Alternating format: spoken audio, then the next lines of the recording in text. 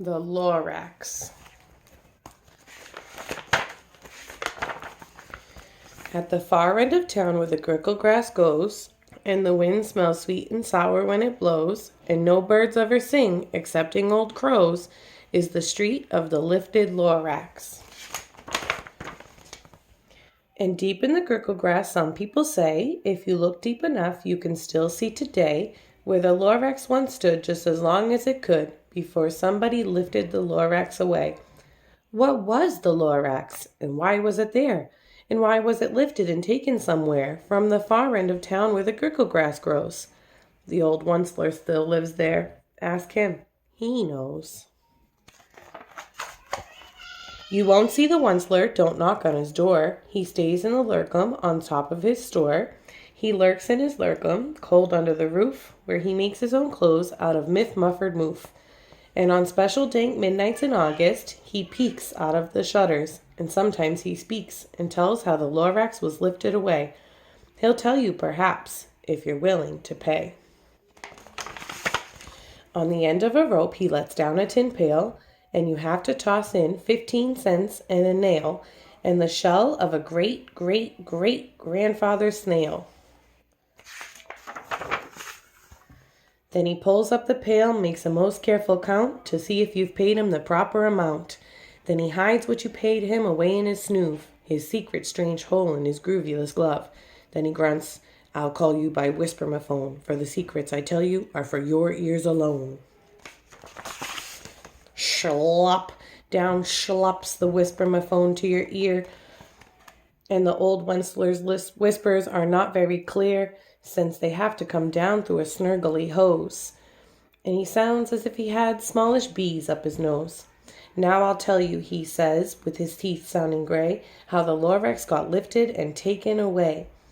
It all started way back, such a long, long time back. Way back in the days where the grass was still green and the pond was still wet and the clouds were still clean and the song of the Swami swans rang out in space, one morning I came to this glorious place. And I first saw the trees, the truffula trees, the bright-colored tufts of the truffula trees, mile after mile in the fresh morning breeze. And under the trees I saw brown barbaloots, frisking about in their barbaloot suits, as they played in the shade and ate truffula fruits. From the rippleless pond came the comfortable sound of the humming fish humming while splashing around.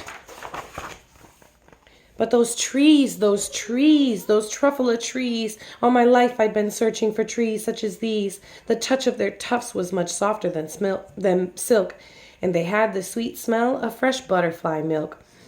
I felt a great leaping of joy in my heart. I knew just what I'd do. I unloaded my cart.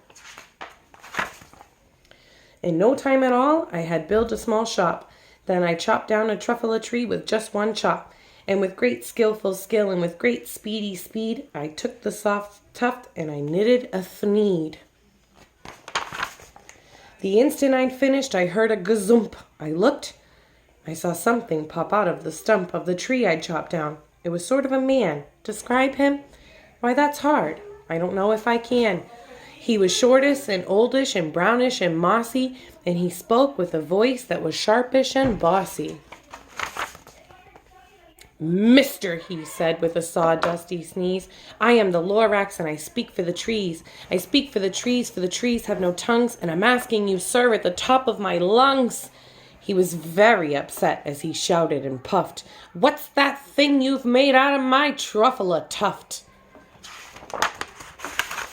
Look, Lorax, I said, there's no cause for alarm. I chopped just one tree. I'm doing no harm. I'm being quite useful.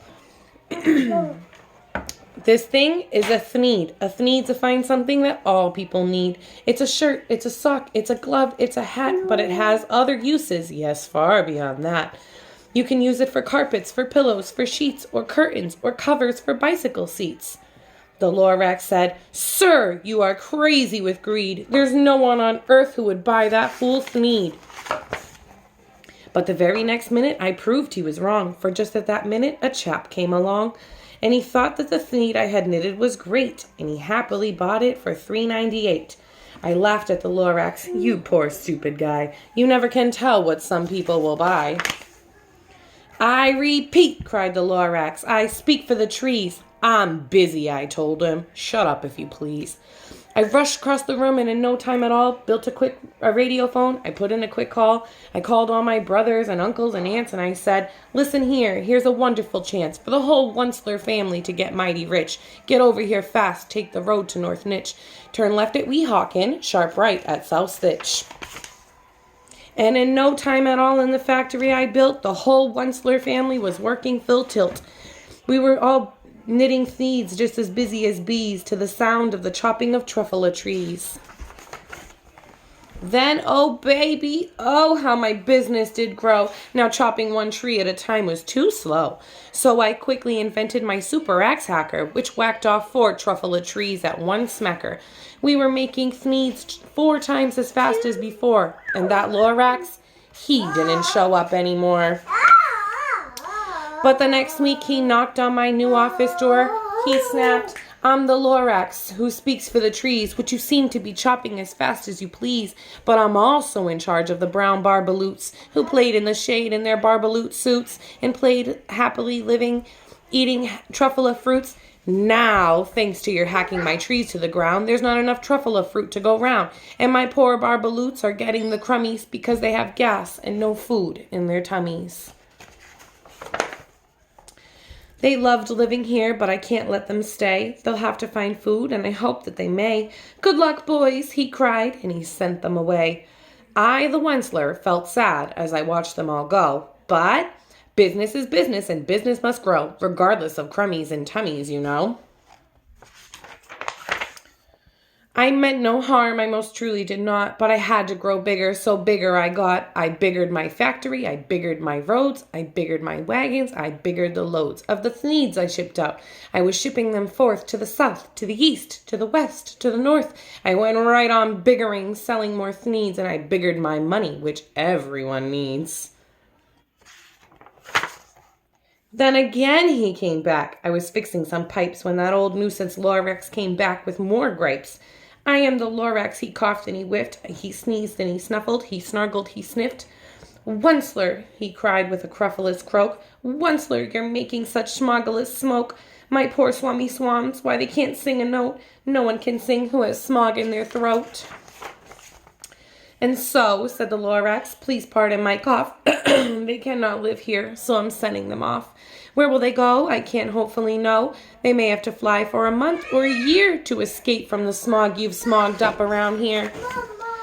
What's more, snapped the Lorax, and his dander was up. Let me say a few words about gluppity glup. Your machine chugs on day and night without stop, making gluppity glup and also schloppity schlop. And what do you do with this leftover goo? I'll show you, you dirty old Onceler man, you. You're glumping the pond where the humming fish hummed. No more can they hum, for their gills are all gummed. So I'm sending them off. Oh, their future is dreary. They'll walk on their fins and get woefully weary in search of some water that isn't so smeary. I hear things are just as bad up at Lake Erie. And then I got mad. I got terribly mad. I yelled at the Lorax, now listen here, Dad. All you do is yap, yap, and say bad, bad, bad, bad. Well, I have my rights, sir, and I'm telling you, I intend to go on doing just what I do. And for your information, you Lorax, I'm figuring on biggering and biggering and biggering and biggering, turning more truffula trees into needs, which everyone needs. And at that very moment, we heard a loud whack. From outside in the fields came a sickening smack of an axe on a tree. Then we heard the tree fall, the very last truffula tree of them all.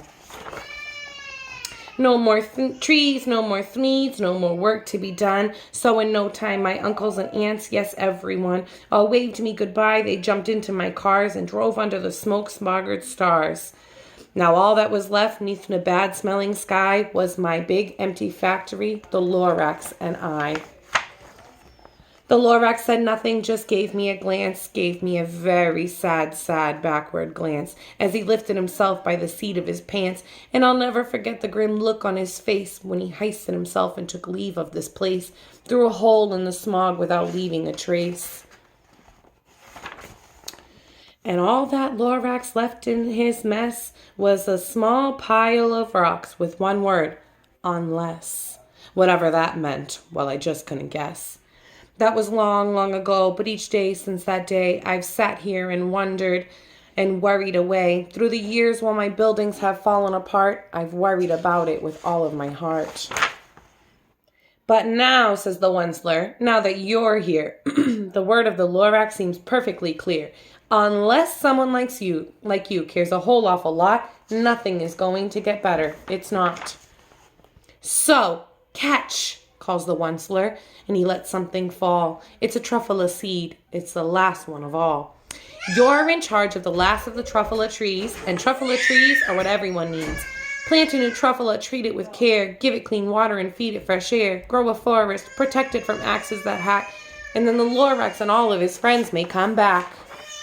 The end.